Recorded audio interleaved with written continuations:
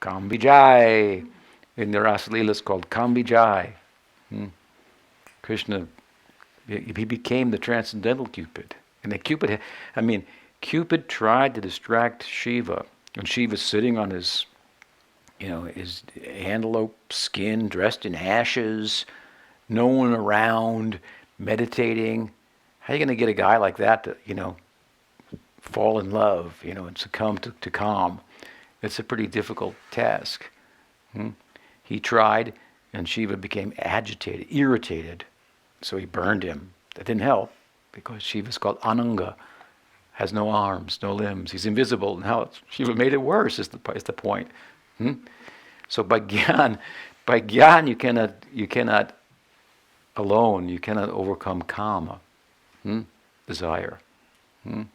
It's a forced affair. It's not possible entirely, and arguably you may make the situation worse. This is the purport of this Shiva's burning Cupid. Now, great, thanks, Shiv. Now he's invisible. You can't see him coming. Just hits you without even knowing it. But look at Krishna. Cupid thought, man, this is an easy one. Here, the full moon is out, in the harvest moon, in the night, the most beautiful damsels in the world that put Lakshmi to shame. And there are Lakshmi Sahasra Sata Sambrahma. There are Lakshmi Sahasra. There are thousands of Lakshmis. And they're Sambrahma. They're imbued with such affection and willingness to serve. And one beautiful boy, dark, handsome, not too tall, but dark and handsome. This is like a piece of cake, and I have to, it's already about to, I have to make, I'll shoot my arrows. This is Pushpabannaya. 5 arrows. Pushpabannaya Dimahi. All the senses. 5 senses attacked by Cupid's arrows, and Krishna converted the whole. He became the transcendental Cupid. Kambijai. Kam was conquered over. Kam is the problem. Parikshit Maharaj wanted to hear the Bhagavatam to make a solution to life's problems. The whole problem is Kam, is desire. Death is only a problem because we have desire. We can't keep the things that we want. Can't get them, and we want them, so it's a problem.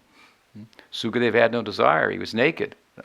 Figured he had figured it out, and how did he figure it out? He had heard the Bhagavatam, and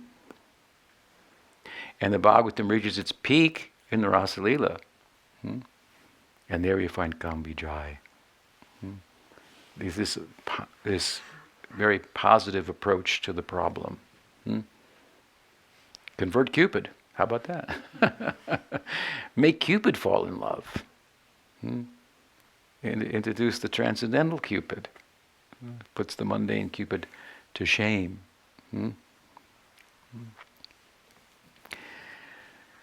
So, here, in this verse, from describing the Guru, Shabde Parechanish-natam Brahmani Upashamashraya. And Brahmani.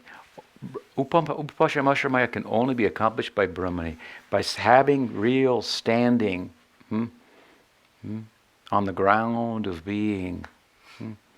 Then you can, and again, this is accomplished readily by bhakti.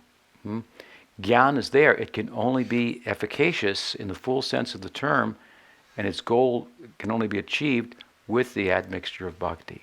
Even karma can only be effective in terms of producing its result if there's some bhakti. Yoga, only if there's some bhakti. This is pointed out throughout the Shastra.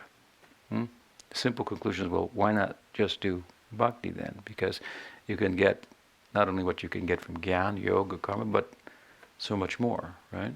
The power of bhakti. So, who has comprehensive understanding of the Shastra from a theistic perspective means who's a devotee, and has standing then in Brahman, in relation to Param Brahma. It means this person externally will exhibit the symptoms of upashamashraya, which is supernatural, who's risen above the human passion, which is the goal of everybody. Everybody's goal is to be a nice person, to love your neighbor like yourself. You can only do this through sadhana, really. So, when we meet a person like this, and Prabhupada is an example. Amongst all these gurus that came, you can say whatever you want about Prabhupada. He didn't speak esoterically enough for some people. He tended to speak sometimes in a black and white way to give a handle that you could actually grab on and start to practice and get some experience, was his idea, how he was moved, I should say, by Krishna to preach in a certain way. But his moral character was impeccable. No one has, there's never any, question about that. And he had thousands of disciples, and female disciples, and money, buildings came to him, and so forth. Pujapad Sridhar Maharaj used to say, I lived in his house for 6 years. He was such a simple, beautiful and profound devotee, but simple in nature. And he came back with all this, white elephants and, entourage and temples and so on and so forth. It was incredible to witness. He said, I could understand. Something happened to him on that Jaladuta. Something happened. He told us. Nityananda Vesha. He got the empowerment of Nityananda Prabhu. And he was a man with a mission, something like that. But in all of this, right, he was in America.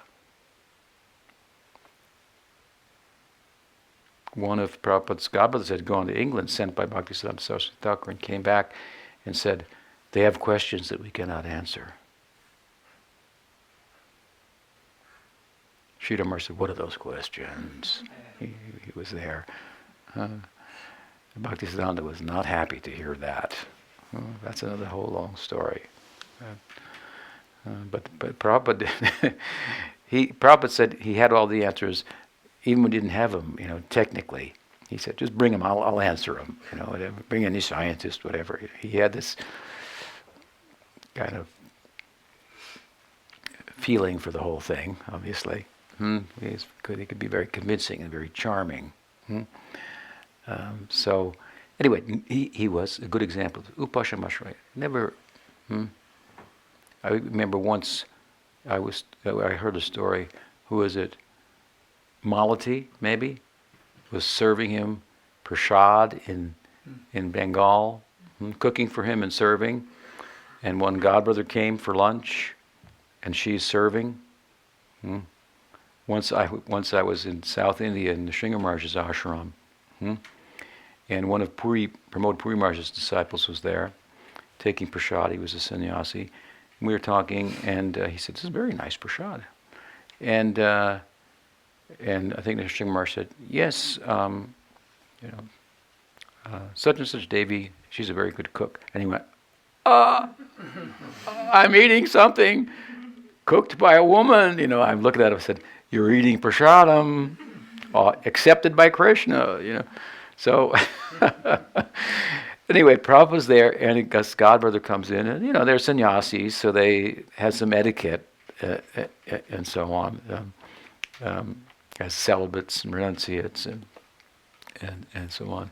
But there, Prabhupada's being served, and he says, Prabhupada looks, and he can read his mind that he's like, what's going on here, And Prabhupada said, that girl, she would cut off her arm for me. Cut her throat. Cut her throat? He would cut her throat for me. Sit down, take prasad. And he said, I would cut mine for her. Yeah. So, he once told me, I told the story the other day, when I was young, and I took sannyas at 25, so that's 40 years ago. And just after I'd taken sannyas, we were in New York in the 11th story of Prabhupada's skyscraper building, and I was alone with Prabhupada, and Prabhupada said, have you seen the New York women? And I thought, well, I don't know how am I supposed to answer this. Is he testing me or what? He said, they're so beautiful. And then he just kept talking. He said, and all the buildings like this and the cars are moving, and it's all because of the beautiful women in New York. He said, this is Vishnu Maya, making the world go round. It was very fascinating.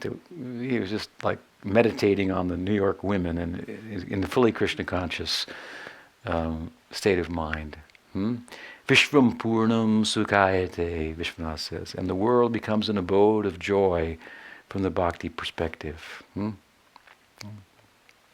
So he's a good example. And this is a good point that the scriptures are making. The Goswamis like this verse to describe the Guru because it speaks about observable symptoms. Observable symptoms. These are the base symptoms. Brahmani upashamashraya, to rise above the human passions. Vacho vegam, manasakroda vegam, jivha vegam, udapasta vegam. Etan veganyo vasahita dhira sarvam abhimanti prativim sasishat. This is the beginning of Upadeshamrita. Who controls the 6 urges, this person. Prativim sasishat, the world becomes his disciple. Because he's risen above the lords of the world, the sensual urges and so forth. I mean, this isn't about high ideals of bhakti, and my guru is in the kunja with Radha, and tasting the manjari bhav, and therefore whatever he says is right. And well, we can't really verify that very well. We can't really see that. You can say whatever you want, and you can believe whatever you want, and it may be true, and it's good, and so forth. But we have only some, for the most part, observable external symptoms to go by. Otherwise, it takes one to know one. When you go there, then you can know, oh, and my guru has this. But we will think, of course, in the context of bhakti, if these observable symptoms are in place, there must be more. Because of the context by which they've come into place in the culture of bhakti. The senses are controlled and so forth. So, people say, well, how can we verify some spiritual guy's inner experience? He talked with God. He realized he was eternal. It's probably a hallucination.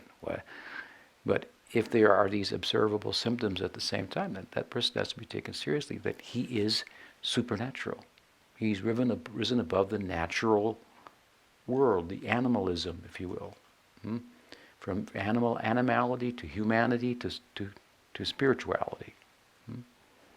So here, also, with regard to the ankur, the sprout of bhav, Rupa Goswami has very wisely brought to our attention observable symptoms that we can look at and determine, such a state has been attained. He doesn't say, end in one whose hairs are standing on end and is falling on the ground and swooning, and he doesn't say that. These are the sattvika bhavas. But as he'll go on to say after this section, they may appear in people that don't have bhav at all, that have a semblance of that, an abhas of that, a reflection of that, a shadow of that, and so on. He'll explain all. It's a beautiful book to go into and analyze ecstasy. We did it years ago. We when I first started our Sangha, we published a magazine named Clarion Call, and we tried to make each magazine was thematic, so we had a principal theme. And one of them we did on ecstasy. There was a picture of Mahaprabhu on the front cover. Ecstasy was, there in big letter. It was our biggest seller. I didn't know at the time there was a drug called ecstasy. Also, I had been out of the drug scene for a while. It came later. So, but it's a popular subject, And here, and you can find people, the hugging ecstasy lady, and so on and so forth. And if you study carefully, you can see, oh, this is the kind of rati abhas that she might have, or he might have. And so it's a very, therefore probably called kind of a science of bhakti. A great debt we owe to Rupa Goswami for such a comprehensive explanation. And he begins here now with the symptoms. So he says, Shantiravyata kalatvam, viraktir manasunyata, ashabandha samutkanta, namagane sada ruchi, asaktis gunakyani pitistad basatistale iti adjo bhavasur jata babam kure jane. So there's a number of them here. I don't know, nine of them, I believe.